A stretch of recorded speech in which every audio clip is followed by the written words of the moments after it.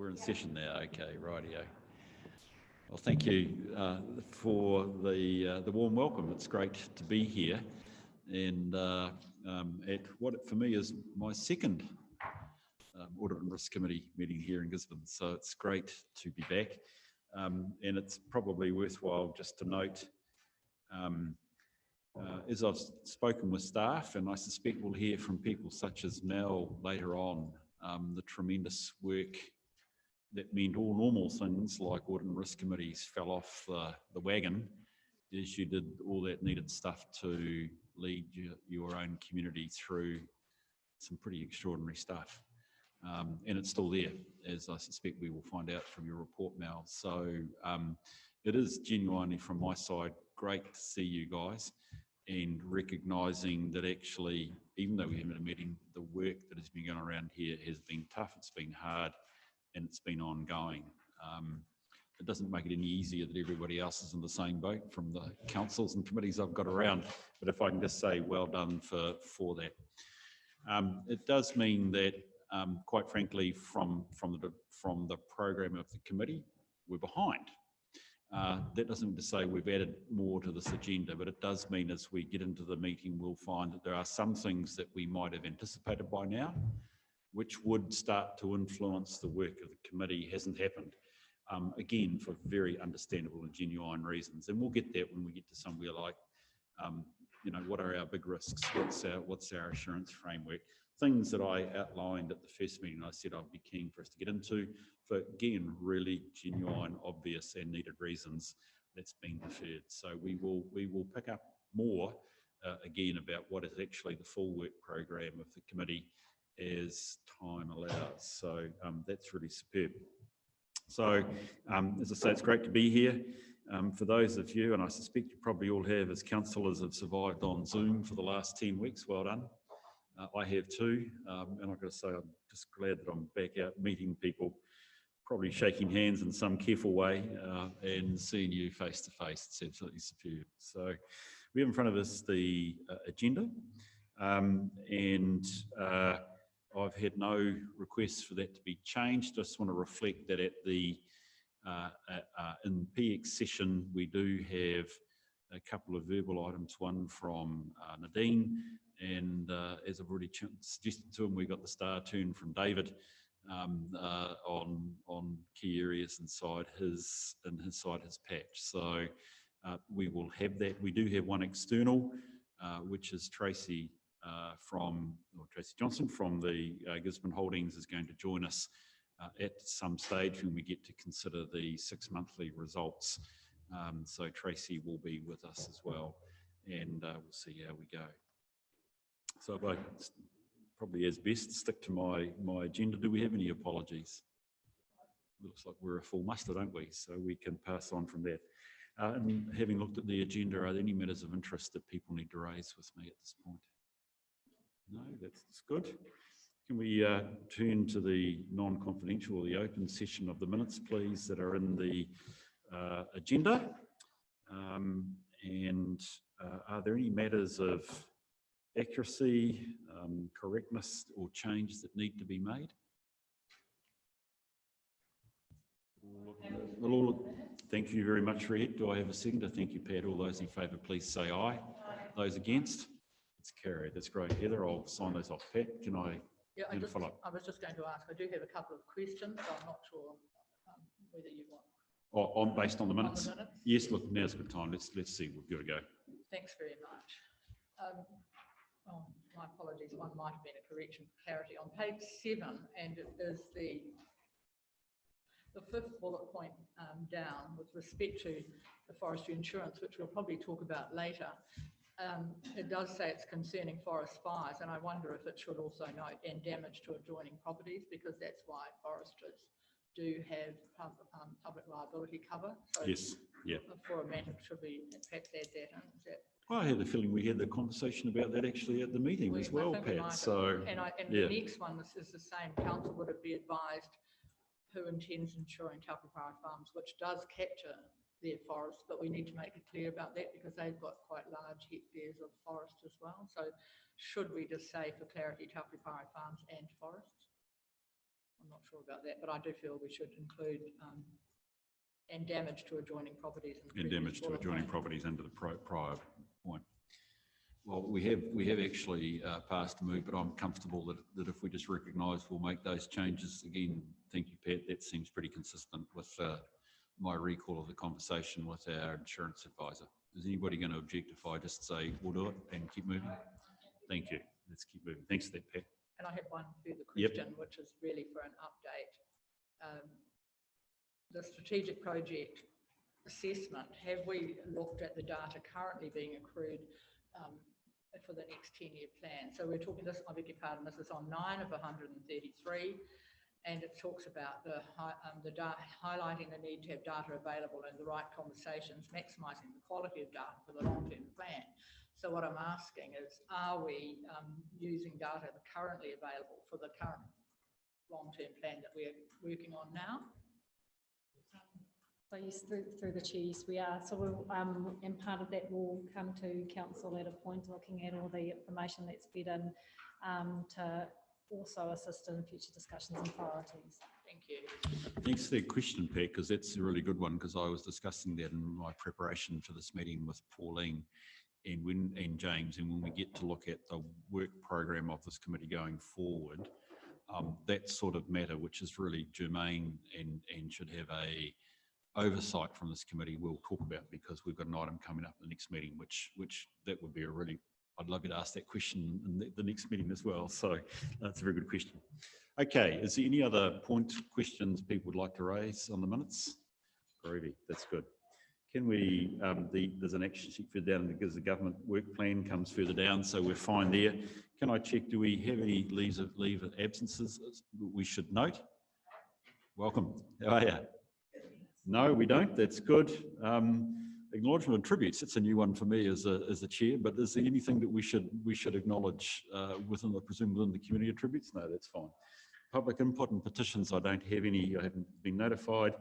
There's no extraordinary business that I've been notified of at this stage, so we'll move on. All notices of motions or adjourned business to pick up. So I think if I've got it right, I've got down to number 10. That's about the 9 fastest items I've ever got through in my life, James. So well done. We can add more to that, that'll be great. Right, so we can now move on to basically the substantive papers. Could I move us to, oh yes, the Ernst & Young audit proposal 2020-22. Now look, for this, I did invite, and some of you were able to take up the invitation yesterday to meet with our external auditor, David Borry. It was absolutely non-compulsory and informal. It was just that I had been keen to catch up with David, who would normally attend this meeting, particularly when his proposal and his work is available, but for reasons that he had long signalled he could not make it, and as an apology for today. So some of us were able to have the chance of an update with him yesterday as we went in to consider this item and the one later on the program, which is the actual audit plan for 2021. So anyway, I probably should follow good form, and I suspect it's you, Pauline, I need to say, is there anything you'd like to let us on in terms of this paper, please? Not particularly. I mean, I think the paper takes you into the direction of where the engagements and where it comes from. The 2020 years, 2021 and 22, the requirements that we actually have for the audits and the process as our obligations to fulfill, and also the auditors and what their each of the responsibilities. And in terms of the engagement and the costs, etc., and where it goes, but basically it is kind of a standard form that we have for the next 3 years, and appointed by the Office of the Auditor General. Thank you. I probably just want to make some broad comments about this. This paper is actually, as Pauline said, the engagement of our auditor for the next 3 years. The Auditor General is our auditor, will always be our auditor under the Act, and he or she, it's a he at the moment, appoints their representative to be our auditor, and that's David Borey from Ernst Young.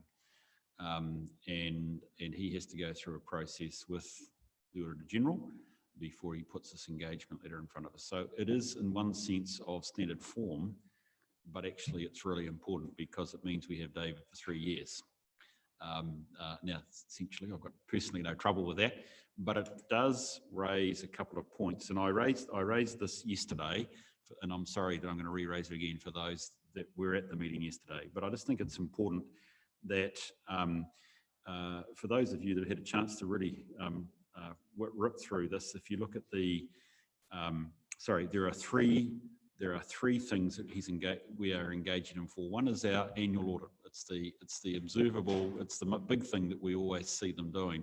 But there are a couple of other opinions that David gives us each year. And one relates to a debenture trust that we have, which is required for the external debt that we take out. And there is a small letter that relates to that. And there's also under that debenture trust, there is a register of essentially stockholders, which is the local government finance agency. And actually he is obliged to put an opinion on that. So there are 3 things that we're getting from David in any one annual basis.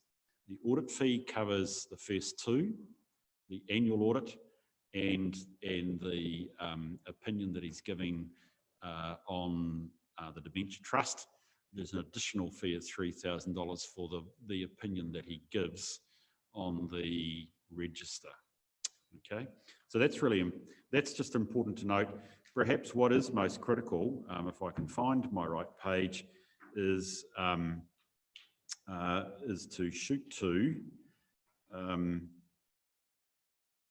page, let me get this right.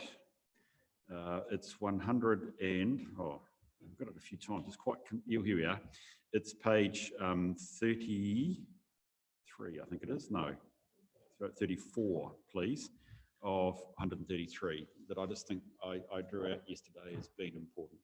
The critical thing to reflect here is, and I'm sure we don't fall into this trap, that we expect the auditor to find everything. If there is $1 missing, he or she will find it. The answer is they never will. And actually, it's not their responsibility necessarily to find that $1. It is our responsibility, and this committee in particular is tasked with that on behalf of council, to have assurance that actually fraud, for instance, is suitably guarded against inside the council, that we do have systems and processes in place that would prevent fraud or detect it. There is definitely a role for the auditor to pick up fraud if it exists, but they almost generally don't read it. About this yesterday because to me this paper is quite clear cut. The Auditor General said you need to use this company and these are the fees. We can say no to the fees, but in the end then the Auditor General give us those fees. So what I thought of yesterday when you spoke about this and said, well, there's lots that the external audit don't pick up and we don't expect them to pick up, but we do it via internal audit. I was just interesting to think, if we look at the cost of external audit, and I know we have no option but to use it, what is the cost associated with all the internal audits, which we are supposed to pick up, all these other bits like, say, fraud or other mismanagement or policies that might be out of date or other risks? What would the cost be in relation to this chunk of money that we pay to an external audit? How much money would we as a company spend? Because a certain part of me feel the internal audits are more important. This is just to tick a box to pick up big stuff, but those internal audits are the red flags that we pick up. So do you have any idea how much money we spend on the other audits, which make sure we've got a whole network of audits to keep us safe? The short answer would be less than what we do for the external audit. But there are other complementary assurances that we do when we test some of our controls that we have, and we probably wouldn't quantify that as part of it, but there is a whole raft that we actually have embedded in what the way we do things. But it would be less, obviously a lot less than what you do for the external audit. If you just look at it on this is the direct costs against each other associated with it. But, yeah. So if I could respond, Red, I think we need to reflect that fee we're paying to the Auditor General or his representative is about our external accountability. I'm not saying that the detection or confirmation of controls necessarily is a byproduct of that, but I am going to say that to some extent if I can simplify it down. They look at controls because actually they're wanting to rely on our systems and our processes to be able to gain assurance over what we report in our annual report. That's the purpose that they look at internal controls, and that's the lens they look at it, not the general assurance that we get through from people like Mel and the other work that Pauline does. So it is about our external accountability, and I mean, I think that is where we do have to draw a distinction, which is that we are certainly paying a price, and it's the privilege of having somebody outside the organisation say, I have done sufficient work that when Gisborne District Council says to the community, this is how much we've raised, this is how much we've spent, and most importantly, this is what we've achieved for you, we have somebody external saying, yes, they are fairly reflecting. It's true and correct. So that's the price that you see sitting here inside these letters. Actually, what I want to come from another angle is I see this as a valuable tool, but we should not lose sight of the fact that we should just be as focused, even though it's cheaper. Yes. And those other internal audits are just as important. They might have a different role in our whole network of audits, but what I took out of this is not the silver bullet. Good. There are so many other little audits or internal audits that play just as an important role, and we shouldn't lose sight of that.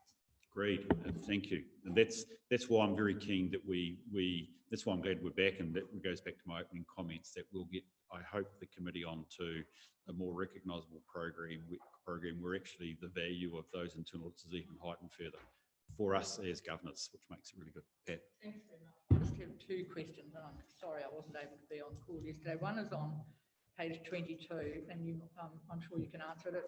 Above the box and in the last paragraph, the preparation would include an impact assessment for the adoption of the RFS 48. Can you just give me an example of what might be, please? Sorry, you mean in terms of what is an impact assessment going to look like on one particular? I mean, I understand that. I think it's probably a fancy phrase to say that actually you'll look at the impact of this new standard, yes, and make an assessment. In other words, you will probably take your annual plan and you'll work out what could or in what way might the way we report our performance, because this is related to non-financial performance, could it change in our annual accounts. And as you can see there, if you go one step further up, it's actually as much being more explicit around whether we have how we've estimated some of the stuff, because anything that we report is a combination of both fact and also estimates or judgment about how we report those. And it's asking us to be more explicit about that. So you'd have to make an assessment as far as that's concerned. Thank you. And I'm not sure whether you're able to answer the first bullet point on the following page, 24, where it says issues occurring during the 2019 audit relating to the reconciliation and rollover, etc., have been fully resolved and won't recur. If I'd have been on the call, I would have asked what those were, and I can't remember them being raised with us. We didn't discuss that yesterday, Pat. So, Pauline, are you able to? No, it was at the end of the process. It's quite a complicated for infrastructure, especially through waters, is looking at what are each of the assets and how do we capture them and how do we capitalise them in the new additions.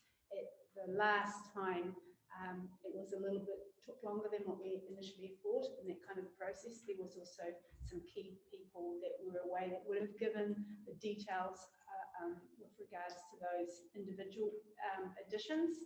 And plus, during that time, we have got a new report that can get the information out quicker. So it wasn't as good as the process that we could have done, and now we've resolved most of those things that are there. Because what they're effectively saying is that if there is delay or non-provision of something like that, it does impact on the cost of the audit. And they're just flagging that. Yes. Thank you.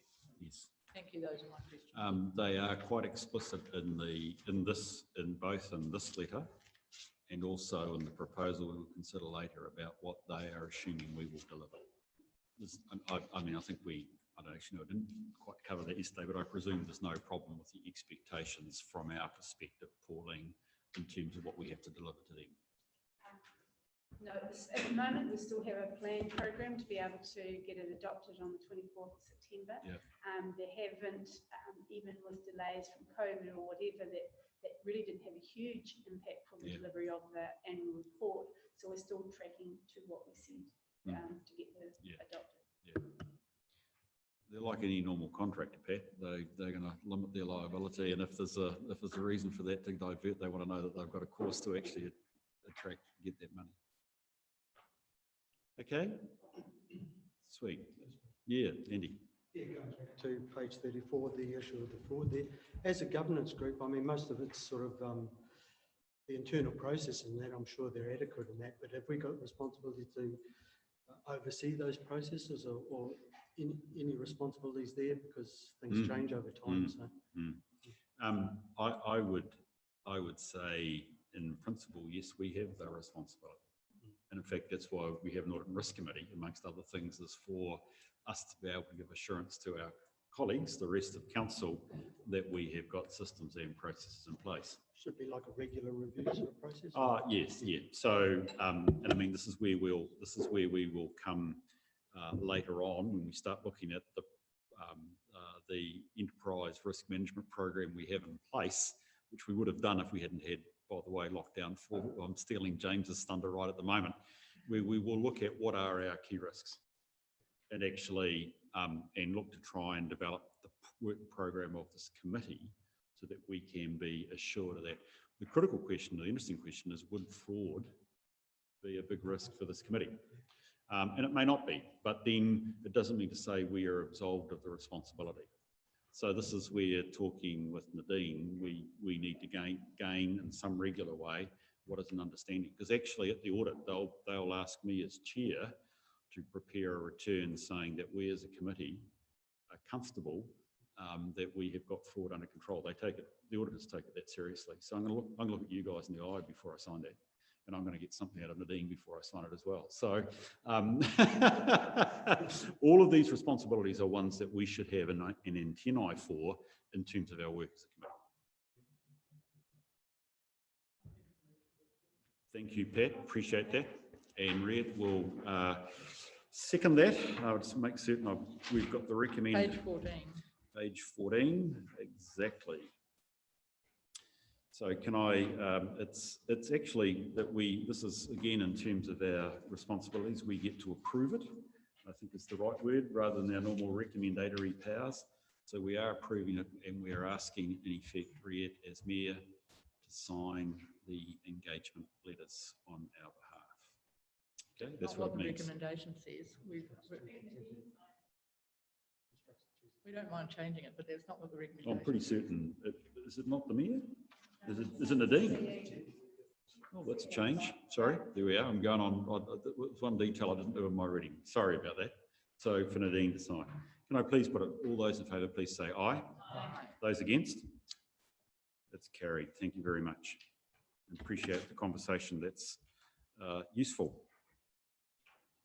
We can then move over to our next item, please, which is the Audit Risk and Governance Work Plan. James, I think you're the person for this, please. Thank you, through the chair.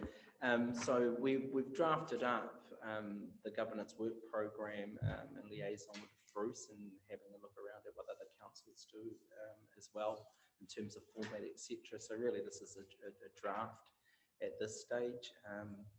Considerable work through to the end of the year, and just opening up for comments as to whether people would like anything else added. And I know Bruce has probably got some comments in that regard as well.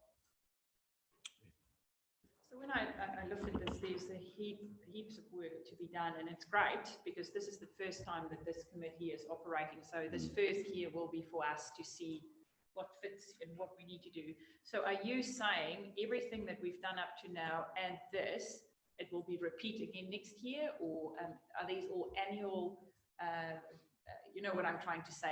Is this the whole complement suite of what we need to do in one financial year, or have you picked the most important stuff? No, so this is for the remainder of this calendar year, and then you'll see in the same format a full year as we approve the program next year. But to answer your question, there are some standard items that will not move off the agenda: health and safety update, enterprise update, so on and so forth. I think what you will see is a pattern emerge, but then you've obviously got years where we're LTP planning, so things will crank up, and you may have other things that come along as a result of an internal audit, which might set a path of, adding to the governance work program. So there is some baseline stuff there, but I think there'll be some ebb and flow depending on, us needing to respond to emerging risks, etc. Thank you. Yeah, Larry.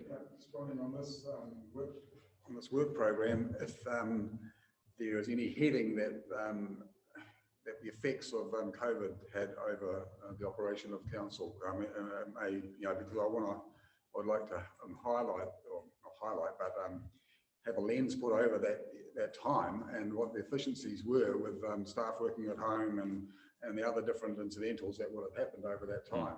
So if it's picked up on internal audit activity report or under something else, well, that's great. But if not, I might like to see a separate heading under that, because it's a special time and it could come again. So we need to have a really good lens over that and to see what implications there are. Yeah. So good point, Larry. Nadine, is that something you care to comment on at this stage, or James? So just in terms of having a regular kind of COVID update on the... Yeah, I mean, because we've had a lot of staff that were working from home and everything, and at the end of the day, you would hope that the efficiencies would be still there that we had prior, or maybe there's more efficiencies, better efficiencies from staff working at home. So that would be a good scope in itself as well, because that's going to be the new future, isn't it? People are going to be encouraged to be working from home. That's just one part of it as well.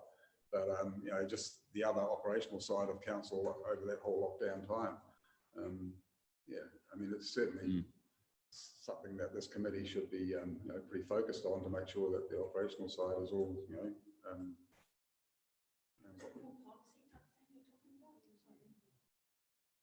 It would be if I could help there, Larry. I mean, you do strike a chord with me in terms of what an audit risk committee would look for is indeed some form of review, pick up from what's come out of COVID-19. I mean, I would suspect if we spent some time now and went around the table, it would be indeed, have we been able to manage efficiently? What did it show for our IT capacity to deal with all staff working remotely? Then there's also flow-on effects, like David, what's been the impact on contractors, and do we suffer any sort of force majeure type contract claims as a result of that, and all those sorts of implications that may or may not have come out of COVID-19. Yeah, I think if I can help you, I take it that's the sort of thing you're talking about. And I think what you would have found through that period, because we didn't have an audit and risk committee, is that a lot of that got picked up in the chief executive report, so updating on what had happened. But things like the contracts, that's probably something we could bring back here and report in something more a generic type approach. Yeah. I was just going to suggest maybe that it is a report to either that or an operations committee, because it has been partly covered in the course of the material that we've got already. And there are some issues around that, but there's also been some positives. So I agree. I'm it sure might there are be lots better of to an operations committee than here, because these meetings aren't, I mean, they're going to be more frequent than they might otherwise have been, but they're not that frequent. Yeah. Good afternoon, Bruce. Thank you for allowing me to sit in this afternoon. The reason I came today is I'm on another finance committee and another board of governance. And yesterday I asked the audit committee As far as audits go, do we audit actions around engagement, say with tangata whenua? Like how do we determine auditing change parameters around settlement, stuff like that? I was just interested because it's something I'm interested in. And I wonder when we're choosing the list, James, of audits to consider, has that been in audits before? Is it putting it on the table to audit our engagement with tangata whenua or engagement with iwi Māori? Is that something that gets audited ever, or is it a newly thought? I'm not aware that it has. What would normally happen is that our risk profile would determine where we should put our energies in terms of an internal audit. So when we get to the report around enterprise risk management, I'll be able to speak a little bit around, what we've highlighted in the risk framework as our strategic risks, and also, the next steps that we're needing to embark on in terms of developing a risk appetite. And that, to my mind, would then help to inform the internal audit program that Mel and her very capable team undertake. And that links to the comments that Worship Premier was making earlier around, internal audit being another check and balance on a number of processes. I'm not aware that we have anything specific looking around engagement. It's probably a continuous cycle we're forever doing self-reviews in terms of our, the way we engage with the community, so on and so forth. But I'm not aware of anything. That's not to say we shouldn't or couldn't. I'm just not aware that that's been the case. Nadine may have some comments. Yeah, sorry, and then just in line with the COVID conversation, I've just met with collectives of Māori industry working towards, economic post-COVID stuff, and so, they're in that mix, but I just wasn't sure what it looked like as an overhang, as an audit, so that's what I'm on about. I think Meredith, going forward, there's going to be a couple of opportunities for those sorts of matters to be raised. One of the key ones that we're looking for is the workshop we will have to have. It's still some way away, where things have to be on the table. What are the risks that, as James has said, we should be putting our effort into, both either from an oversight perspective of this committee, or indeed how that does influence and drive the internal audit work program, which might follow as a result. Okay, is any other points people would like to make about the work program at this stage? Somebody said it looks heavy, and it's considerably got quite a load. It is. For the benefit, we did consider whether, in fact, we should not have one in August, but actually it's more about trying to get back on the bandwagon of regular meetings. So in that sense, August, September, November, and one at the start of the year. There might be two, I suppose, because it often ends up being about 5 a year. Probably feels about right. Secondly, yes, we will have a relatively regular pattern of work. So just as we did at the start of the first meeting, we met with the insurers.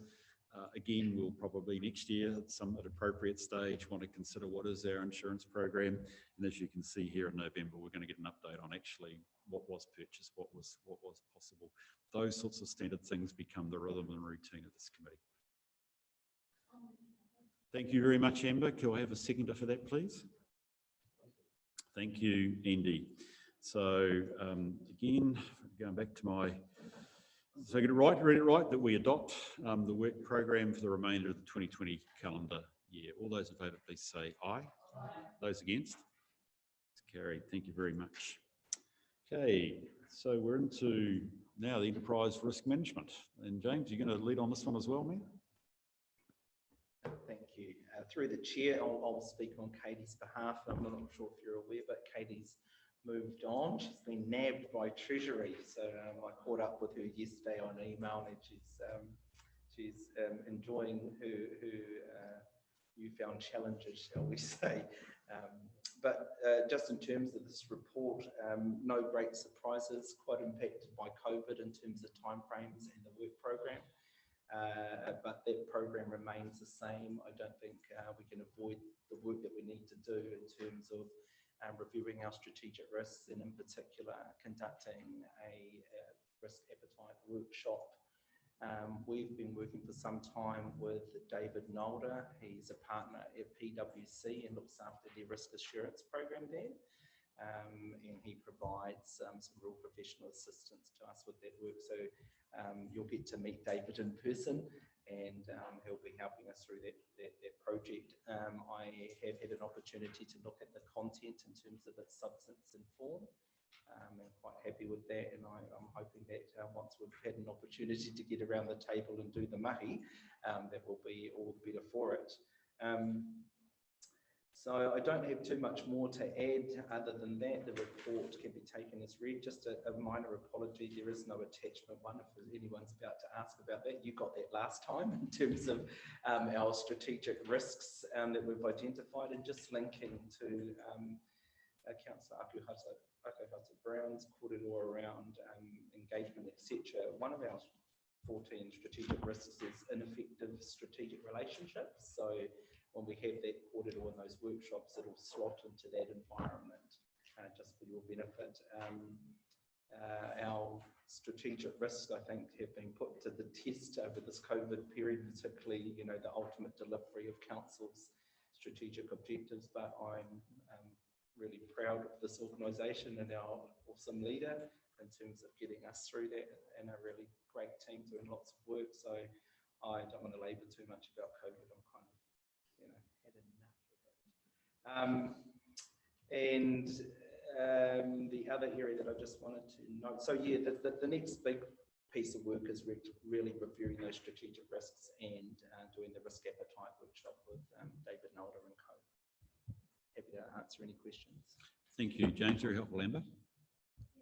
On page 78, did we have a pandemic plan before COVID, or did we have to make one because it came along? So through the chair, we did have a pandemic plan, but it wasn't to the scale that, we had imagined it would ever be. So suffice to say, lots of learnings, and we'll be revising that in partnership with our other emergency management partners. So we had a pandemic plan, but it wasn't specific to an invisible little virus that would wipe people out. Make a comment in that regard, just in case we're talking, making sure we're not talking cross purposes. So in the civil defence environment, and Dave can speak to this, a community pandemic plan has been around for quite some time. I think the stuff that we're talking about, as well as our internal organisation pandemic plan and our response there. So there was quite a bit of work put into making sure that was fit for purpose, and connected to that was a complete review of all our business continuity. Is that what we're going to talk about? So through the chair, just to talk what James has said, a lot of ours was reviewed with the SARS outbreak, was when a lot of that was done. There are new technologies, new ways of doing things, so we needed to make sure that we got everything up to speed as to what that looked like in relation to this quite specific threat. Thank you. Appreciate that. So Pat? Yes, thanks very much. Thanks. I just want to ask when we are going to reschedule the workshop sessions, because it's mentioned a couple of times in this paper and then subsequently in a further paper through. We are in level 1, we've been in level 1 for a while. So do we know when we're going to have those workshops with PwC, or if not, what's holding it up, please? Imminently. I don't have set dates because we need to marry up with David Nolder and his team, but sooner the better is what I'm saying. So and making sure. Sorry. And with the committee, with that's right. Yeah, exactly. And all your other responsibilities in terms of your other committees, etc. So just wanting to land that right in terms of timing as it connects with other work in the organisation as well, like the long-term plan, etc. Yes, I like your sentiment, Pat, that actually sooner better than later is correct. I will leave an advice to Nadine and James as to when that's possible, because I am conscious that annual report, long-term plan, you just come out of an annual plan, there is a fair bit there. But it is important that we are involved, Pat, because actually it's for us to determine what are the big risks, as well as what is the risk appetite. So we actually have a lot of work to do ourselves to finalise this. So James, I know, thank you for your words, imminent, sorry, not imminence, imminent. That'll be, we'll take your advice as to when that realistically is, and any early warning would be great for all of us, I suspect.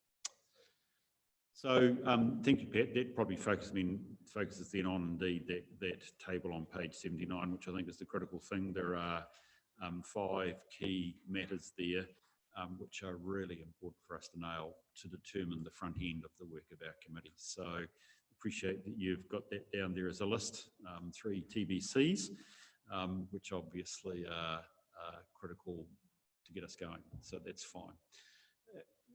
Is there any other discussion people would like to have on this paper? No. Thank you, Ria. Is happy to move that we, and I think it's right. Thank you, Josh. Appreciate that. That we note the contents of the report. Thank you. All those in favour, please say aye. Those against? It's carried. Thank you. Thank you for your paper again, James. That's really good. Mel, we've been waiting. We keep talking about internal audit, and we're obviously very keen to hear about it. So we're in your hands, please. Thank you. So I'll take the report as being read, but I just wanted to further elaborate around the business continuity that internal audit focused on as the COVID situation was emerging. And that wasn't just around making sure that the staff and finance were able to work from home and have the tools, but it was having a lens on making sure that we had the right controls, the rigorous controls, checks and balances in place to minimise any risk there. And that was quite challenging, but we managed to set up some electronic systems and put those in place just to give that extra assurance to the approvers of the payments that those same quality checks that would normally happen in the office were happening remotely. So we did quite a few payments successfully. Can't remember off the top of my head how many, but yeah, so that was great. The other one was focusing on the welfare packs. And just to share volume and dollar value of that, it naturally became a focus for us. And we prepared all the documentation and verified all the invoices and successfully put through a claim for $955,000 to recover those costs. That's any questions? Brilliant. That goes right back to Riet's point about the value of internal audit. Look at that. One of the biggest risks that we could face as an organisation is that when something abnormal happens, normal controls break down. And you're comfortable that the controls are in place. That's tremendous comfort. And also the use of internal audit to actually verify a claim which is successful, its money back inside the organisation is just about as good as well. So well done. Thank you for that. I think it's Riet, and then I've got Pat. Just a quick question around the NEMA stuff, and I think it would be more for Dave. I was involved in that, but not in that, the intricacies of your ordering food and distributing food. Was it that we ordered food and got everything sorted and paid for it as an organisation, and then we claim it back from the government? Or was it that we ordered food and organising all the parcels and other entities paid for it as well? Or did it mostly sit with our civil defence and now you're claiming back to get us reimbursed? Through the chair, it was a mixture of both. So there were some things where the biggest orders was civil defence ourselves. We were placing bulk orders with bid food to then put those out for distribution. However, there is quite a small amount, Mel, of actually in comparison where other organisations took on debt that we then paid pretty quickly to them. So all invoices have come through to us directly, but they did them on our behalf, but we knew what they were doing and gave them approval before they started to do it. And then we claim that back from NEMA. Pat? Yes, thank you. Just a couple of questions about that. So has the first claim been reimbursed, or are we still waiting? Referred to in paragraph 11 on 84, a claim for $955 has been submitted for reimbursement. Yeah, we haven't received the funds as yet, but it has been submitted. Yeah, I can, it says that. So not received yet. Thank you. We'll be really interested on how long they take to reimburse us. And the item 17 on the bottom of the page talks about our audit program being put on hold. but that there was to be a discussion in the NZTA and agreed to a remote desktop review. Has that actually taken place by now, please?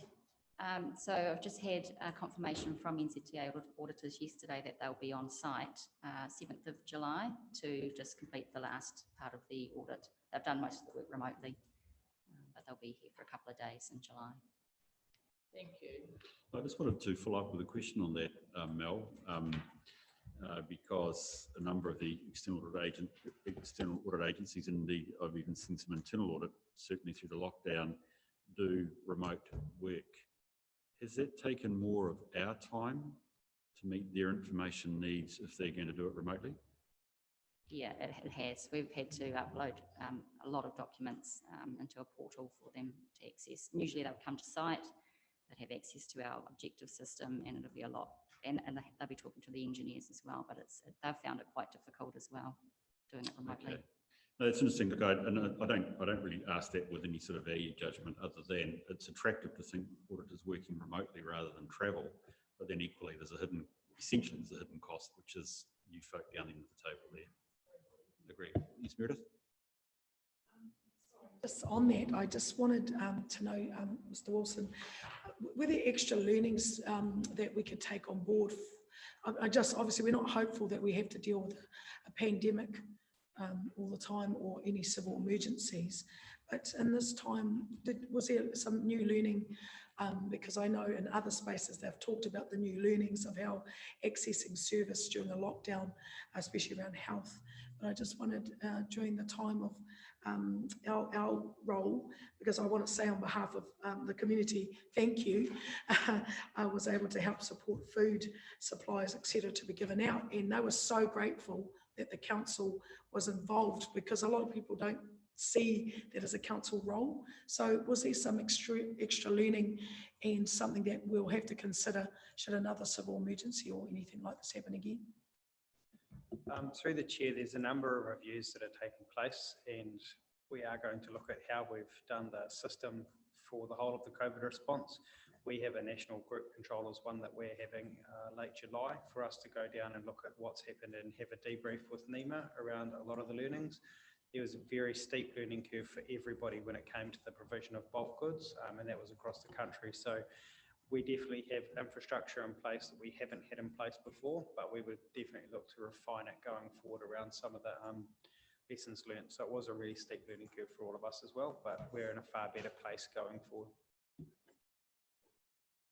Are there any other questions, David? I'll just similar. I have got some questions around the capital work program, etc. But given you're presenting later, I'll save them till then. But I think they're the pretty obvious ones. I've just got one more. Thanks very much. Because it, beg your pardon. Over the page on page 20, with respect to the redeployment package, and that's a substantial sum of money, 23 million. And so I wondered if there's going to be a reporting process against that spend, because clearly it'll be expected in Wellington. So it would be really interesting. It wouldn't necessarily be to this committee, but I'm just asking through the chair to the chief executive, will it be reported to council on how many jobs, I know you've mentioned it in part in your report for tomorrow, how many jobs in what area, and what will be interesting, I think, is what duration those jobs are expected to last for, and whether there's some transfer of the skills from that project on Titirangi to other similar projects once that's finished. So it's touched on here, but I think it's a really interesting accountability for 23 million in our region. Yes, sure. And we've provided, so through the reporting, there's the Mayor's Forum, and so there are monthly reports that go to that. We can make that available to the council. Can I make a comment though? I actually think you're right, by the way, that we should see this as a risk transaction. I shouldn't say publicly that just because the government's the other side of this, I see it as risk, but there is clear expectation and we have a partner in this. And I think actually it would be valid, not that it should slow down any of the normal systems of operation, claiming and action, but I think this committee should have a level of oversight of that sort of transaction. Because it is significant for both its intent and purpose, but also in terms of the fact that we have a very significant and important partner to us on the other side. Thank you. you. Yes, Amber. Yeah, on the same topic, the redeployment program, is it a good fit for us, GDC? And why did it come to us and not some other entity like Trust-Tied Entity, for example? Like, you know, what I'm meaning is we have a whole lot of workload to do already as the running the city. Why did we get this package? So it's just another piece of workload on top of. Yeah, I'm just in terms of the fit, like I think some of the outcomes that we've achieved through the project, which has been a win-win for the community and for, well, council and the community, and for those individuals that have been able to be redeployed onto projects like Titirangi. So yeah, and when we get more of that reporting through and you start to see the benefits of it, I think it's a sterling example of what councils can be doing nationally. If we had, but this did come out of forestry redeployment, yeah, and then things changed after COVID. So as I understand, a lot more of these are being rolled out across New Zealand, and we've had the benefit of being kind of first off to start this, and so our learnings can also be transferred to other places as well. So I think there is definitely a space for councils to be you know, assisting with it. We are one of the largest employers, if not the largest in Tairāwhiti, and we have the opportunity to go into the kind of the work streams that can assist, provided it doesn't detract us from what we're currently planning. Sorry, I think I read that wrong. Of course, it was part of the COVID response, wasn't it, from forestry, and hence it did make sense to come to GDC because we saw a strategic win-win situation. Right, I got it. Sorry, I thought it was something else. Okay, is there any other questions on this very useful paper? Thank you, Riet. Could I have a seconder, please? Thank you, Pat. I always need to go back and make certain I've got the right recommendation here. We're going to note the report. Thank you. All those in favour, please say aye. Aye. Those against? It's carried. Thank you very much. It's tremendous. So, a brand new report this time. And James, are you speaking again? Great, thank you. Health and safety. Kia ora, the last time the committee met, we talked about having a regular health and safety update report. And so I've worked with David Wilkinson, who's our health and safety manager, to pull together this report. It is a first cut in terms of its content and draft. Again, did our due diligence looking at the types of reports going through to like committees around the country and putting our own flavour on it. It is a bit heavy on content this time around. We just thought, with it being an inaugural report to this particular committee, that it was worthy of painting a bit of a picture to give you some context of the journey of health and safety. So I don't anticipate that the reports in the future will be as lengthy, but hopefully it gives you a real good insight into how seriously GDC does take health and safety. You know, health and safety culture is a continuous work in progress, but what I would say is that it's a standard agenda item. It's talked about, it's lived and breathed here, and that's probably the biggest thing I wanted to say about it. I think when you're at that stage, things become, you know, in terms of behaviours, in terms of systems and protocols, become easier. So I've been in this organisation for over 2 years now, and I've never had a core meeting where we do not talk about health and safety. It's at some point, it's a standard agenda item. So the content's there for you to read. We have our Boots on the Ground program, which splits our year up into its 4 quarters and has a key focus. Those are connected to, as you'll see later in the report itself, you know, what we consider to be our top health and safety risks. Those won't be too surprising. They're probably much the same for other councils as well. We've just branched out to give you some indication as to how we are looking at those aspects like contract management, etc. And the other key thing too that I've seen in my time here is that with 28 critical health and safety risks that we listed up across the organisation, and we're very stubborn about remedying them. And as of today, I think we're all but one or two shy of achieving that list of 28. So that's a pretty massive lot of work in 18 or so months to tackle. And these weren't small things. These were quite substantial things in some cases that we've been able to tackle to ensure that people get home safe. I was actually going to put that as attachment, but I was concerned about the length of the report. So it's just there in a paragraph, but not to be made lightly if it's a significant piece of work that this organisation has undertaken. Thank you. Thank you, James. Yes, Larry. Yeah, good report. It was just a bit concerning that the number one issue is threats to staff is the highest reported hazard. You know, what examples of threats to staff? Parking, the library, yeah. So you know, we've had incidents. So, as you know, I mean, violent threats. I mean, is there physical? Yes, involving police? Yes, involving trespassing. Yeah, I know there's been some reported with dogs in particular on that, but yes. Yeah. Is it higher in this region than other regions, or is it generally pretty high right throughout? I mean, I couldn't give you a categorical answer, but I'm pretty hand on heart able to respond that no, I don't think it's special to Gisborne at all. No. I'll jump in there. No, Larry, this is normal. And it does reflect the troubling nature of local government services. Librarians are one of your most exposed people to behaviour which is, I would say, at the minimum stressful, if not outright harmful. A lone librarian closing up the library at night, leaving the library to get to their car, and you might have one of the few verandas around that people like to hang around in. It's not always a pleasant job. So, well, wrong way to put it. It's not always a safe job, and it is difficult. So very common, unfortunately. Yes, Pat. Just one question, it might have been covered, but I'm not more serious than that. That's on top of my history, and it's, if you look at the role of average, it would be 5 incidents.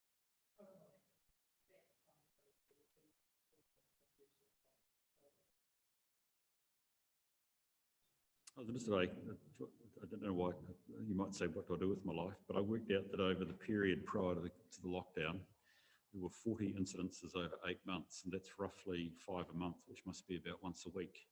So this is something that's regular. I mean, it goes back to really, in some sense, your question as well, Larry, about what is the nature of the incidents that we should be worried about. I don't know whether one a week sounds significant or not, but it does reflect the need to keep on top of this. Okay, sweet. Are there any other questions that people like to raise? Because I've just got a couple, if that's okay, please. Oh, no, go for it. If I may just add to that, and given the nature of those jobs, so we've put in place a lot of steps to keep our staff safe. So video cams, body cams are an essential nowadays, and we also, with the City Watch team, looking at that co-location in the library, because of what has happened in there, and staff have also undergo regular training around how to manage in difficult situations. Can I ask James about contractor management? It's a risk. There is one relatively short paragraph here, but again, if I can reflect again similarly on Larry's question, contractor management is a substantial matter. I'm not going to say risk, but it's a substantial matter for councils to work through. Can you just give me a broader sense of our comfort around managing contractors? Or David, whoever wants to do that, I'm quite relaxed. Contractor management runs across the organisation, obviously. In terms of health and safety, it's one of those things that we're always staying on top of, and building relationships with our contractors to make sure that their safety plans, etc., are all well and truly in place. We have the pre-qualification system with SHE, but it is again probably not particular to us. It is one of our higher risks areas. I think the last 30. I was talking with David earlier yesterday. I think we've had 27% of our last month or 2 months of reporting have fallen into that space. But that's connected to the level of contracting work that we do as well. So easily, as soon as we bring stuff in-house, then that stat will change depending on the nature of the work and the contracts that we have at that point in time. But David may want to comment as well. So through you, Chair, one of the things we have done around health and safety is not just gone through and made sure they're SHE qualified, but we've also been out and audited and assessed the practices on the ground with the companies. So that's been right through from, you've told us you've got the form, show us where the forms are, work that through, and then also checks on site. So we have a number of staff that do random checks who will turn up on a site and ask for where's the documentation, why are those practices the way that they are. So we've been through, worked with each of our big contractors that we use and right down to the third tiers to check their compliance. We've given them an audit score, which we've sent auditors through, told them where they need to improve and put them on improvement plans to get them to where they need to be. And we've worked with every single one of our contractors to get them to level that we expect, but then also constantly reinforce that by our teams turning up, checking what's going on, how the falls from height's going, and making sure that they are reporting through everything that they should be to us. So we have a very, very rigid system around our health and safety, but we make no apology for it as well. It's an expectation that if you do work for us, expect to be audited and expect us to be out on site checking, so that we're not just making sure that we've got the forms, we're actually making sure they're working to those as well. So all contractors are pre-qualified? Yes. And I might add to that as well, through the chair, that once you have been through a review with WorkSafe, you definitely know what that responsibility is and how we need to implement it through the organisation, with the checks and balances right through from ourselves right down to the ground. So boots on the ground being an essential part, as well as our pre-qualification checks. So James, just one thing, look, I appreciate the report. I don't think it should be much smaller, by the way. You may be more efficient ways to summarise it, but I think the nature of the information I would like to suggest is one that the committee need to know in terms of its own due diligence responsibilities under the Act. One of the things that is of concern to me from a compliance perspective is when we have to notify WorkSafe. So I am very keen that we are notified of the instances you've got to go to WorkSafe, and my presumption that all matters are cleared. Again, this is it's no different to the regulatory environment or whatever, but we as a committee, given we are, there's always a question mark over independence, as officers need to be, I would suggest to you, aware of those matters. Okay. Sorry, Bruce, just to clarify. Sorry, Mr. Chair. No, call me Bruce. I prefer Bruce. That's what I was christened. So we have got a note in the report at number 28 around those. I know that. Are you talking about, so on those matters, more insight, more understanding as to those? Right. Okay. Well, I mean, all I'm trying to reflect is you notify WorkSafe. They may choose to investigate. Yeah. Or they may say, thank you, appreciate the action you've taken. Yes. We need to be notified of all matters that we've had to indicate to WorkSafe, but most particularly it's to know that they're not investigating. And that we also learned lessons, by the way. I should be positive about that, but also if we are being audited by WorkSafe, that is a significant event for this committee.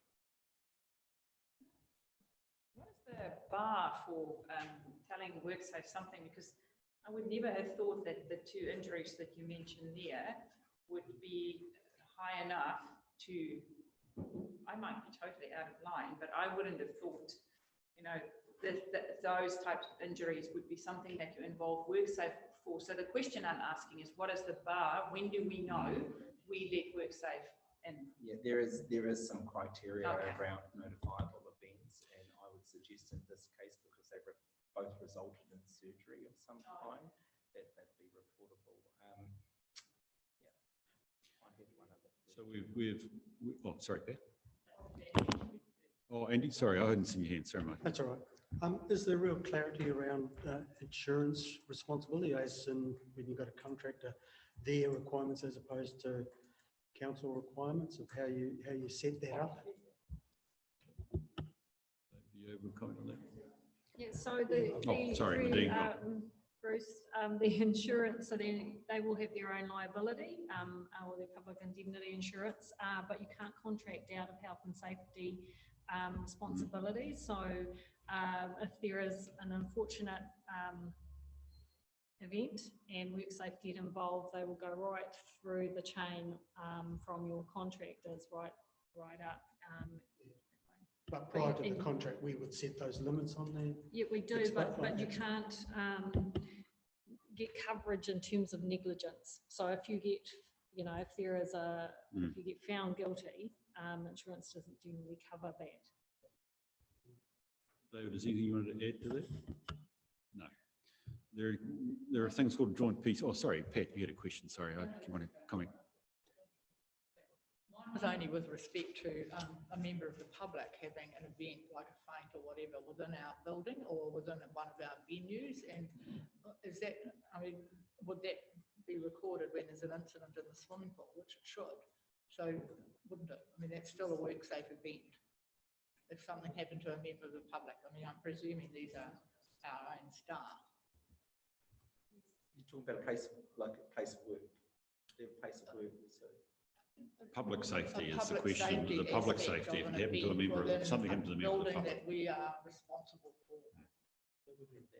That would be recorded? Yeah. And reported.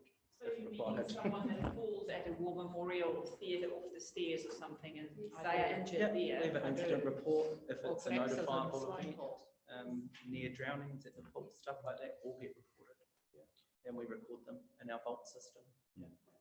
David, you have been subject to lots of questions because you've given us some good information. The better the information, the more questions we ask, no doubt. Could I make a suggestion that you consider potentially a session we might want to add to one of these meetings where you give us a briefing on the the health and safety workplace. I'm conscious the nature of the questions are ones that are reasonably fundamental and they're good to be asked because the committee should.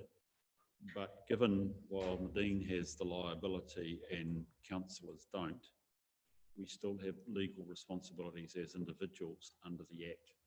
Is there a chance for you to consider how you could update governors on their responsibility? Because I think the questions are all very good and I would love to keep them going, but I think we should consider that actually perhaps a wee bit of training would be useful. Oh yes, I agree. It would be useful, Pat. Oh, well, whoever's, sorry. So James is responsible. If I was to say Nadine, perhaps you would want to consider, you can see I'm a bit loose here. Whoever wants to do it, I'm sort of a bit relaxed as long as it happens. I think it would be useful just for that, so. Yeah, we certainly can do that. We covered some of the basic aspects through our induction program. Yeah, I'm sure you did. A bit did. more enhanced, yeah. And maybe couple that with some of the stuff that actually David and them do as well, alongside our other David Wilkinson, who's our health and safety manager. Tremendous. No, look, thank you for that, and I appreciate that. Yes, you're probably covering a bit there, James. So thank you for that. But I think that would be useful. And again, if I could just ask you to pass on to sorry, I've just forgotten his name. Your staff member, David. Our Safety Day. Our appreciation for the report. I would be grateful if you could do that. So look, could I seek somebody to move this? Thank you, Larry. Can I have somebody to second the motion that we note this? Oh yeah, go for it.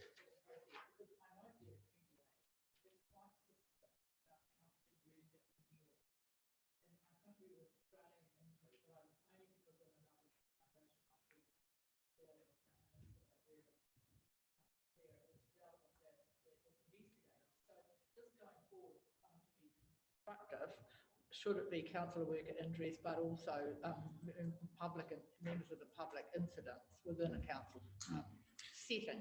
I'll just leave that so yes, we can be yeah, I think that's clarified. part of what we need to do with training. Yeah, but I think it's because these specific ones were council workers. But we're talking about the swimming pool. We'll talk about it later. It might have I think been Just an inclusion into the. Yeah. I think we should just get some clarity around that. Public safety versus worker safety are two distinct different matters. And the Health and Safety Act deals with workers. Okay, ACC covers the accidents for public safety. Okay, let's take that one then. I have got Larry moving it. Have I got a seconder for the motion? Thank you, Riet. That we note this, and it's with thanks to David, Safety Dave, as I understand we call him, which is tremendous. All those in favour, please say aye. Those against? It's carried. Thank you very much. Tracy, thank you for waiting patiently. It is great to see you back at our meeting. I would like to just suggest, we do have one other item, but I'd like to suggest that with your leave, I just change the order, given Tracy's here. Thank you. And rather than dealing with the audit proposal from our auditor, that we just jump one item and we deal with the half-year results of Gisborne Holdings Limited, given Tracy's with us, which is tremendous. Both that we've got the results, and B, perhaps more importantly, Tracy's actually with us. So welcome, Tracy. Pauline, do you want to set anything off in terms of the paper, or will we just ask Pauline to, Tracy to rip into it? No, I'll just add that normally you would have this a lot earlier, and we did receive it in the due time that it is required, which is just in March. But the reportings and the systems that were there, obviously we didn't have any committees. And then the reports then changed to go to the next Audit and Risk. So this is why there was a little bit of a delay of when you were receiving it, but I'll hand over. Right, thank you. Tracy, again, welcome. The floor is yours. The comments that you'll care to make, and I hope you're also happy to have some questions afterwards as well. Certainly, yeah. I think, as Pauline said, these were done back in February, so I think the main thing at the half year, we were quite happy with where we were and how we were tracking. I think the chairman's report sort of gave a good summary. The one thing I would note is obviously the forecasts what we put in there were all pre-COVID, so you know that was before we kind of knew quite what was going to happen. So I think, as I say, up until the half year, really happy with the way the holiday park was going. Occupancy, revenue, everything was up on last year, and that's sort of been growing quite consistently over the last 10 years, which is really good to see. Property, everything, all the property that we had was fully utilised, so everything was fully tenanted, or being leased out or licensed. GBT not doing quite so well, but I guess when you look at in totality, I mean, we're obviously saving on staff costs because we haven't had the staff there. But conversely, you know, revenue is also down markedly. Nationwide shortage of inspectors is causing real problems in that business. Got the management and structure in place, but if we don't have the chaps on the floor or chairpersons on the floor, it makes it really difficult. We can't put through any more warrants than we currently are. So we've got a pipeline at the moment, but it's just that conversion factor is taking quite a while. Just when we think we've got someone, they may get a different offer or decide not to come to Gisborne. Whatever the right reason is. We are looking locally, nationally, internationally, doing what we can to get more. Yeah, so that's sort of really, I guess, a condensed version of what happened 6 months ago. Right, thank you, Tracy. Appreciate that. I suspect I got a few questions lined up. So, Riet, you lead off the batting, please. Tracy, I'm just on page 120, and it might be a very straightforward answer, or it might have been answered before and I might have just forgotten. But what is the continued uncertainty around the Bank Street land? I couldn't remember what that was about. So what happened, we purchased that Bank Street land for the expansion of the wastewater treatment plant. But in terms of planning and understanding where our debt cap is going to be, we're still uncertain even at this point whether the land will be leased, GBC want to lease the land back from us or purchase it back from us. So they have two quite different cash flows. And given we've got a debt cap, we can't sort of borrow any more. But if we knew GBC were going to purchase that land back from us, then obviously we can do other things with that money. So that was, we're sort of a little bit, at that point, we were hamstrung. We didn't know which way.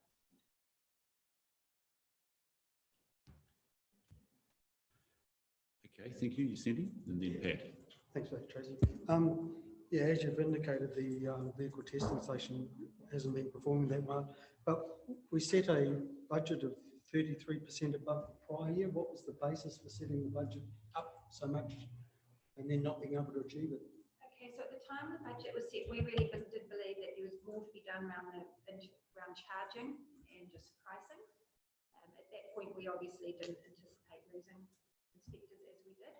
So we did put a very much of a stretch target in there, which we did believe was achievable, but then with the management change partway through within the first quarter and the subsequent retirement and loss of a couple of inspectors, we haven't been able to achieve. So I think the 33% was always a stretch, but then when we lost staff, it was really unachievable. I'm not sure if it was in this one or another one where you've indicated the car wash going in. Is that a definite? Like, every time I've gone to get my car washed in this town, I've been able to get straight in and do it. So just not sure of the demand for that. That's one of the development ideas, obviously, with COVID. We're reassessing that. A certain amount of work was done to put together a business case. We're getting resource consent at the moment, but that doesn't mean we have to go ahead. And it might be one that we decide there is a demand and continue that development, or we may shelve it for the time being. It's shovel ready. We can always pull it back out in another 6 months if and when we know what's happening with COVID, the impact of COVID. So that one, it's work in progress. We haven't made a decision to go or not. All our projects have quite a number of stop go decisions embedded. But once we get resource consent, we know what the tenders are. That's our next decision point. And as I say, it may be a no at this point, or it may be a yes. Thanks, Pat. Yes, I was just going to thank GHL for the work that they've done. Thank you for the report. We realise it was some period ago, and I'm happy to note that we received the contents of the report. Great. Thank you. Larry? Thanks for the report, Tracy. Yeah, the same as GHL. Really well done. See the results. But with COVID that's happened with the Waikanae and with the Waikanae Beach holiday park, you were tracking a budget, and now obviously COVID's had. What has been the effects, and are you seeing an increase now after COVID with New Zealanders traveling around the country and wanting to stay at the accommodation? Because I'm seeing a huge amount of vans parked at the beach for nothing, and I'm just thinking, my goodness, we need to change our laws. And but come and grab a seat, Dave. Yeah. Certainly, when we went into lockdown, we were like, oh my gosh, how long? We really, the very first forecast we did as we went into COVID, we really thought, okay, we're in lockdown, no revenue till probably Labour weekend. That was our thinking at the time. Totally blown away. Labour weekend was 18% up on last year. So yes, I believe there's a surge at the moment post-COVID. Top 10 has also got to deal with the Maui camper vans and everyone else to stay. So the holiday park, not just for freedom camping, but we've got so many camper vans, which I've never seen in recent times. So we went from obviously April 0% occupancy to I think 27% in May. And June, month to date is tracking at about 48%. Now, given our winter months, we would normally for our fixed accommodation only, not the camping, we would only probably be looking at 45%. So we've blown away how good June is. I guess it's that cautiousness that is it going to last? We've had good weather.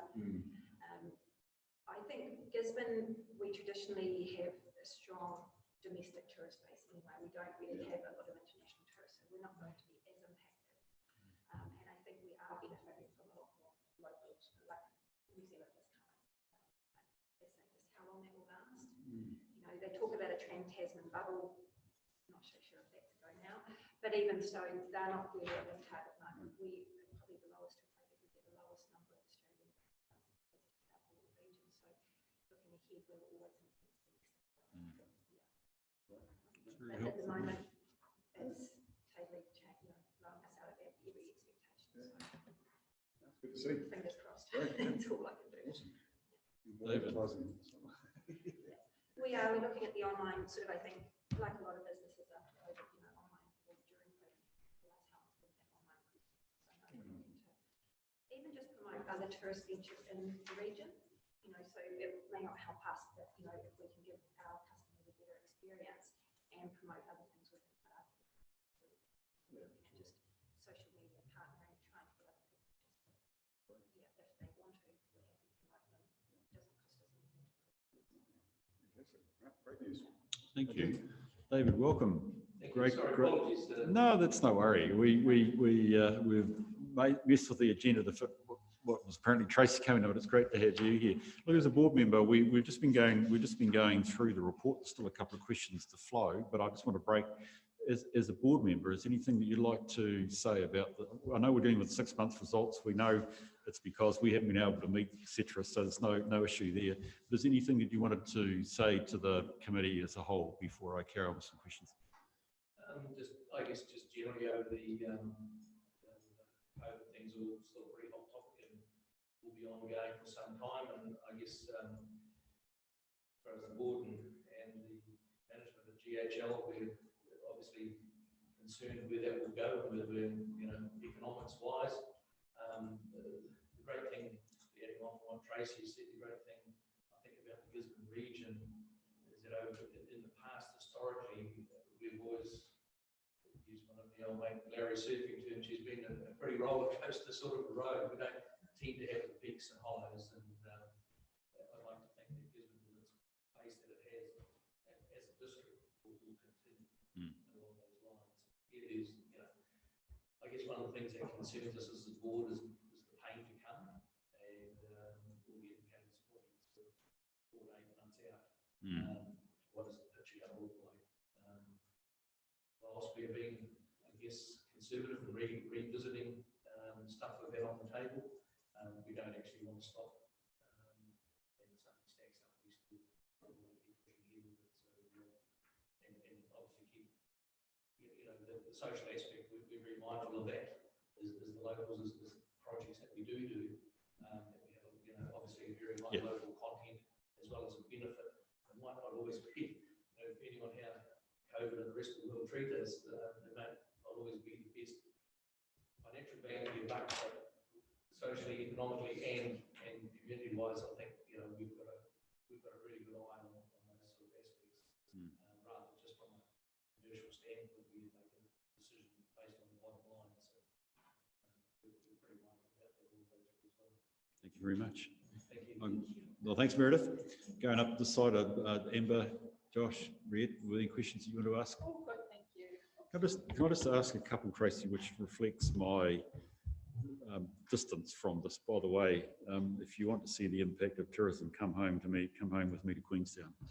Be glad you've got a domestic market. I can assure you, if you've got a foreign market, it's terrible. I just want to turn to the balance sheet. What is your debt position? About 18 million or about 17. Yeah, I was just interested that in terms of the classification, it's shown as a current liability. Yes. What's the nature of the facility you have? Is this more a cash flow loan, or is this? It's all on short term. Okay, it's simply because it's all on short term, but you would normally carry debt of around $16 to $20 million per annum. Yes, and we've been waiting. We were going to do a piece of work now that we can tap into the local government, and it might be time to set some of that debt. We haven't really, until we finished this building, there wasn't a lot of debt on the books. So this was the first chunk really. And that was on a development loan, and then it just rolled over, and that's been the best something for us at this stage. We're in contact with our banks all the time, and they see no need to change that. Although you're hinting that potentially through LGFA would be a potential advantage to you.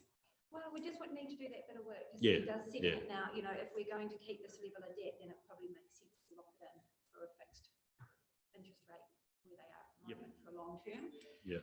But as at the moment, it's worked for us, just having it on float. Okay. No, take your 3 point. month rolling. Yeah. I think a lot of local governments looking short term at the moment and fixed because it's so advantageous with little upside risk at the moment.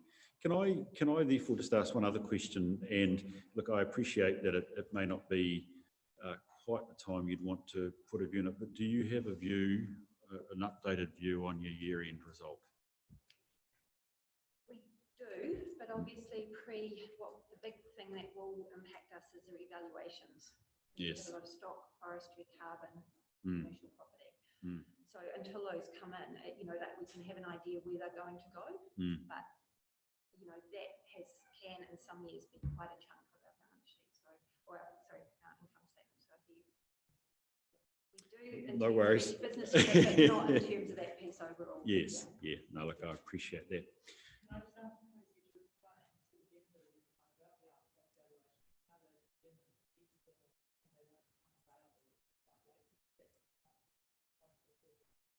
Yeah, so obviously at year end, depending, we might have, if the stock numbers, we've got the same, exactly the same stock numbers as we did last year. A lamb last year isn't worth $100 now, and it was last year. Those are set by the inland revenue, the ones that we use for our accounts, and they do come out quite late in the piece. So we can hazard a guess, but they could move these prices, and I could be well off with what we expect. So we're quite conservative, and that's why, and I guess why we assume some of our valuations will be up, some will be down, and that's why we actually don't forecast for valuations in our SOI. Even forestry, we haven't been harvesting, so logic would say our trees are bigger, we're going to have a big, higher forestry asset, but if prices are down, we could actually see it devalue.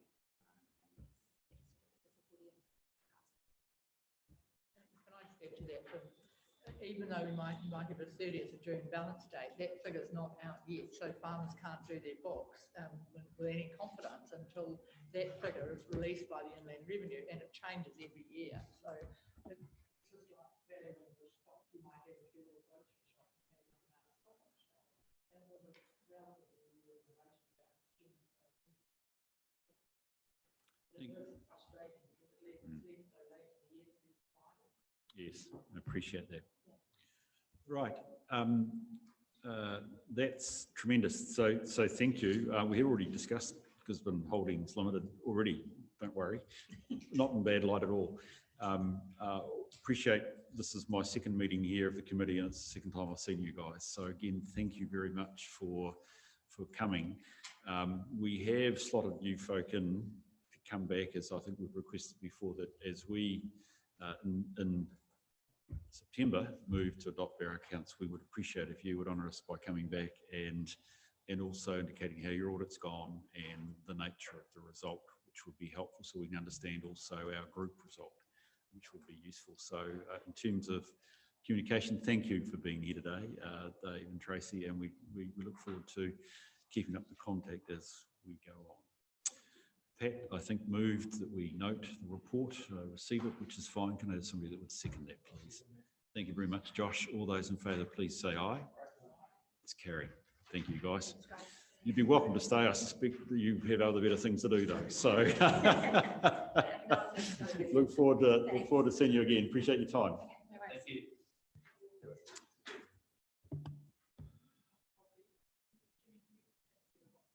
Why don't you? It's been going well. Why don't we just take a break? How long do you need, Pat? 10 minutes?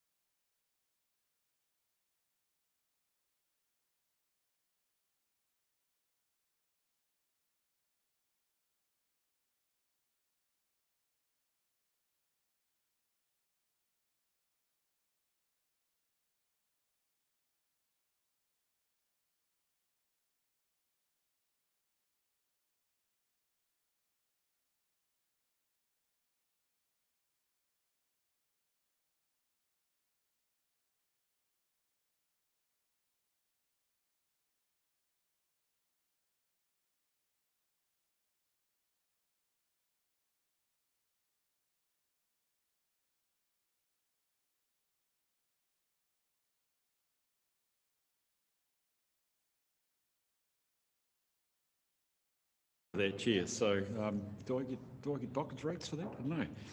Okay, let's go. Just in terms of the post-afternoon tea process, we've got one other item to have, I think, in public, if I've got it right, before we move into public excluded.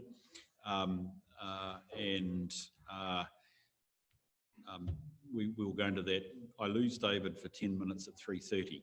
So it's just a question about quite when and how we deal with that. He's away for 10 minutes and then he's back.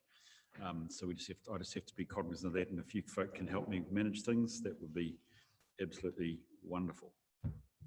Okay, so if we can move then to the Ernst & Young proposal for the 2020 year audit. That's item 11.4, and I should be able to tell you the page number if you guys can't beat me to it. Yep, 96 is the number. And Pauline, your wee lead, please, on this one would be great. Just basically, this is the audit plan for what's going to happen and what are the focus for our auditors for our annual report for this year. And part of this process, it happens every year, and you have a chance, which was a little bit of a yesterday, to have a meet with the auditors before and say, is there anything of there that you have, that you want to have awareness of, or is there anything that you could have influence? So each year you would have that opportunity. Normally you would have it a lot earlier as part of the things, rather than being as late as what it is.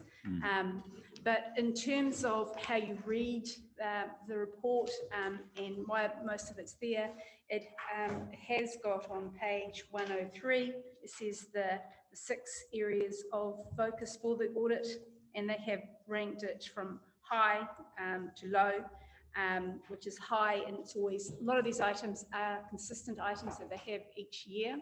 And that is, first one is obviously the infrastructure assets because of the materiality of them. And this year they've got a little bit of an emphasis of COVID-19, what may that have on the sort of the accounts. And then obviously the consistent ones are basically, the rest of them are as per other years. And so sometimes they have different themes that come through, but they're consistently what they may have a little bit of an over lens within their annual report process. Yes, they do, but there is sometimes a direction from the Office of the Auditor General if they want to have particular emphasis on things, and I believe the COVID-19 was that as a direction as well. They probably would have anyway. So within that, then they have a little bit more of the details of the page 4 with the infrastructure assets. What is it they look at? What is the total value? Why is it important? And how they would actually go through as part of the process. Similar things is you would have the COVID-19, what do they look at and what are the concerns, is like the collectability of the debts. Is that a problem? Is that an issue? And what is the lens of additional disclosures that may have an impact of our results for the end of the year? So that's the terms of it. It's pretty usually consistent what they go through, but this is the kind of the audit plan for this year. Thanks for that, Pauline. That's really helpful. Does any comments? Yes, Larry. There's one kind of thing that kind of stood out when I was reading this, and that's on page 104, infrastructure assets.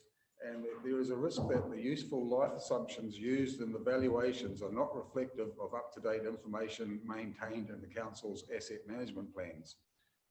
Is there a comment to that at all? I mean, does that mean that valuations are done without useful life assumptions that we have? Is that a communication breakdown? Or? Two things, and I'll just say from an accounting perspective, and then Dave has anything else from another perspective. What happens, no, they have to have useful lives, and they make assumptions of how long things are going to last. with the condition assessment and those kind of things. So that's how you get your accounting assumptions within it.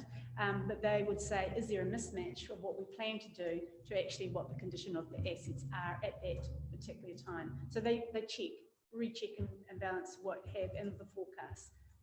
Dave can actually expand on the actual conditions of it and the useful lives of the assets in a different perspective.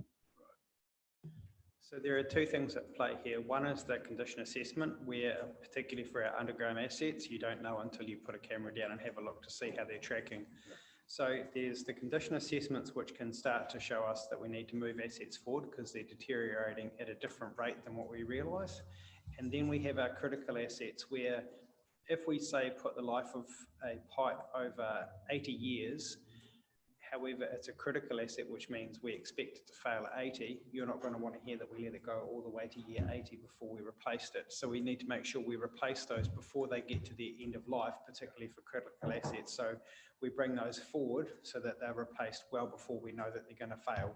So we work through that, and then also based on our condition assessments is how far we move them up and down the asset priority order for us as well. Right. Yep. That's something, Larry, that also impacts significantly on your long-term plan. Yeah, I mean, yeah. Dave's talking about how do you prioritise your asset program, and the condition assessment, as well as also the priority ranking in terms of its criticality, becomes really important. Accountants are pretty average. We just think in terms of average rates, okay? And the reality of it is that while Pauline and I might pick on 80 years for the life of a pipe, in reality, it can often be quite different. Yeah. You only have to look at Wellington at the moment to see what a different life cycle is to an accountant's estimate. So I think that's clear. Okay, thank you for that, Larry. That's a very good question. Any other questions around? Yes, Pat. Just one, thank you, and it relates to the climate risk disclosure. And there's some quite, through you to Pauline, quite fancy terms in there, and about 59% of New Zealand's top 200 companies are not disclosing climate information. This council just determined this year to put a climate change lens over it. I just want to know in layman's terms what that grey box on the bottom of that page with 117, because it's got a whole lot of bullet points. In layman's terms, what do we expect to see reported here, please? What David Borey gave an indication, and he said yesterday, he said he doesn't really expect to see an awful lot in the annual report for this particular times, but going for the long-term plan, there is expected to have a lens that you have those kind of overview when you're talking about climate change, that you actually got a climate change lens of governance and all of those aspects of the strategies and how does that fit into the long-term plan. It doesn't expect, as I say, annual report, but this is more of a long-term introduction of where we need to go. The interesting thing on that one is that he's written this, if I can say, Pat, particularly from his experience in the private sector. And actually, I think it's... No, but what's interesting on this one is the private sector is probably leading the way.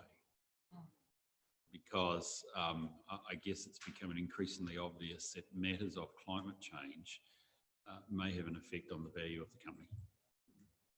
And if you're an issuer, in other words, somebody's loaning you money, these sorts of considerations become relevant.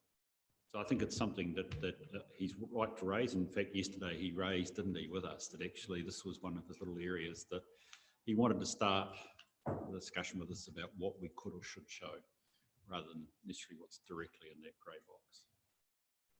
Let's point to three things. Larry, thank you. You have pointed directly that the big issue for us, for him, and therefore what we'll have to prove, because it should be for us as well as a revaluation of those assets. And given it's actually three waters and roading, the majority, the big value items in our asset base are being revalued. And you guys well and truly know that also gives impacts on things like appreciation. Yep. So this is a significant event for us in terms of not only our accountability, but when we roll that into our long-term plan, what that means. So that's a significant thing for us to note. Auditors go over those things like a dose of salt, so I think we should be happy. Can I just say COVID-19, I just again to try and make it simple, because there's lots of words in the middle of there, the auditors are very big on COVID-19 this year.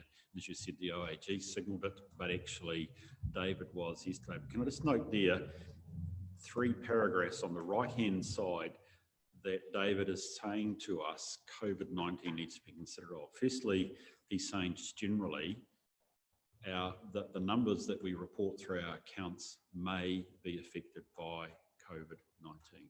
In other words, if we bring assumptions into actually how you calculate it, and you do, perhaps about some of our work about provisions, about future events, actually, if there's a heightened uncertainty around COVID-19, it is less able to give a more certain picture about what those events might be. He's also saying in the next paragraph down, so that's the third last bullet point. The second last bullet point, we have to think about how we report our non-financial performance. If there's anything that's affected by COVID-19, we should be clear about that. I can think of some of my councils we're clearly going to have to claim COVID-19 for a drop in our 20-day compliance with consent, issuing of consents, building consents. For instance, how are we going to reflect that in there? And an important point here is the prudence. So even though our annual report is reporting on events that have occurred, okay, that's the 2019-20 financial year. When David signs off the audit report on something around about the 24th of September, he has to have a view, as we do as preparers, that we will continue into the future. And of course, then there comes the question, what is the future? And even as we heard from Tracy and David, from their side, actually, it's not totally certain yet what that future looks like. David mentioned 4 to 8 months out. We don't know. So there may be some aspects in there. Bottom line is we are going to have, I would put almost money on it, a paragraph in our report which is not usual. And it's going to say, be wary, not be wary, that's wrong. It's going to say, look at the note disclosure of Gisborne District Council, where they are reflecting how COVID-19 has affected these financial statements. And they're going to want to include that in their opinion. I'm hoping they'll still say we're true and correct, or they use the word fairly reflect, but there will be what is known as an emphasis of matter paragraph. So it's going to be a different looking opinion, not a large change, but a definite one. So you asked a really good question. I think if I picked you up correctly, who determines those 6 items? Well, he does. The point that he would have asked us if he had been here is, do we have any concerns that we should pass on to him and ask him to consider as he undertakes his audit? So sort of an proxy for David, I want to ask that question now. Are there matters of concern? I'm sure yesterday he did mention that, as well as there anything we feel we need to feed back to him as well. Yeah. Is there anything that you feel that we should, having had a chance to reflect, or anybody else that was to me, well, anybody actually that would like to reflect? Well, what we should ask of staff, are there any gaps in our audit processes that you feel that is not picked up by us? And is it appropriate for that to be included in the external? I can't think of anything off the top of my head, but maybe staff more have a feel for what is covered and what there might be a gap. Dave, in the interim early stages, he does come and say, okay, and says, what are the, where are you at? What are you projecting? What are the issues? What do we need to be mindful? Is there anything out of there that that would give you concern? Or is there anything out that's not of in an ordinary sense of a situation? So we basically go through any of those things, and they will tease that out, is to have additional testing in any of the sort of the areas. So if it's infrastructure, we're saying, okay, is there any differences with the evaluations, or is there anything that has occurred that is more or less? Is there anything that we need to be aware of, impairment, or things of that nature are discussed prior before they develop the audit plan as well. So anything that we know of concern, we have that kind of a discussion. Go for it, And if I may, through the chair, that a lot of, so we've been circulated that report earlier from the OAG in terms of what they found in the 2018-19 reviews. And so what, those are the trends that are coming through, so COVID, climate change, procurement. So kind of key pertinent issues for councils to be looking into. So just pretty much would have brought that through and floated as they would be across New Zealand in terms of the approach. So those are the biggies really that are also top of mind for us. Right, David had to have at least 2 discussions this week. One was with me before he came and spoke to you folk, and I impressed upon him my concern as a committee chair, not just of Gisborne, but actually, can I say generally, which is the responsibility of David as a public sector auditor on behalf of the Auditor General, is to have also a concern around what we would just call simply probity, waste and performance. So do we conduct matters appropriately? That would be things like procurement, contract management. Do we conduct ourselves appropriately? Waste, are we sending money down the sink unnecessarily? And performance, which has a general sense, are we delivering on what we want to do? If you were to go back to the engagement letter, he says we have to have due regard for that. And I have said to him, I would expect him to be prepared to raise with us what he considered in terms of those tests. I think it would be important for this committee to be aware of any matter of probity, waste or performance that may have given him pause to think whether he has reported that to us in his management report or not. So there we are. There's a 7th item which isn't there, but I've said to him. So I just pass that on for what it's worth. Can I just go to final point, at least from my side, page 112 of 133. The critical thing here is delivery. I think we said before, 24 September is the date on which David's committed to giving us an opinion. Blow me down, I've forgotten the date in September when we plan to meet, James, from the work program. What date is it? The day before the 23rd? Yeah. Okay, we as a committee will meet, as we've already discussed. We'd be keen to see holdings here as well, so that we can discuss their result, understand the overall result. By that stage, David would have given his verbal clearance on the accounts, so it gives us our chance to be able to recommend to council as the Audit Risk Committee that they can go ahead and adopt the accounts, sign a letter of representation, all that normal, let's say bump, perhaps that's not a very technical term, but all the stuff that you have to do to sign off a set of accounts at year end. So to reflect that, David, and I say this importantly, David has not indicated that there is anything COVID-19 wise or other matter that would affect his ability and his firm's ability to deliver on that date. Can I say we are fortunate? Most other councils are being told there is a risk about that date. So Pauline, just be keen that we keep close to David, just in case matters beyond his control do affect it. I understand the Auditor General, for instance, has gone to Parliament seeking to enable CCOs to report a month later than normal, so out to the end of October, and for all audits and local government to be signed off by the 15th of December. Okay, so, and that's reflecting the stress in the system. I've been told about those at a prior audit committee this week, and I indicated to the auditor that I could not handle the 15th of December sign-off, given that we're dealing with long-term, the long-term plan is the only game in town for us now, apart from continuing the recovery from COVID-19. So I just want to reflect that David, I specifically asked David, was he comfortable that EY were in a position to deliver on this date? And he has. I'm not going to hold him to it, but he gave me a strong indication that they could. So we are actually blessed if David can deliver on this date. We might need to be ready just in case that can't be delivered. That's all I'm saying. Okay. Thank you, Pat. Can I have a seconder? To the report. Thank you. Thank you, Larry. All those in favour, please say aye. We're approving this. Aye. Thank you. Those against? It's carried. Thank you very much. Right. The last item there is a recommendation that we move into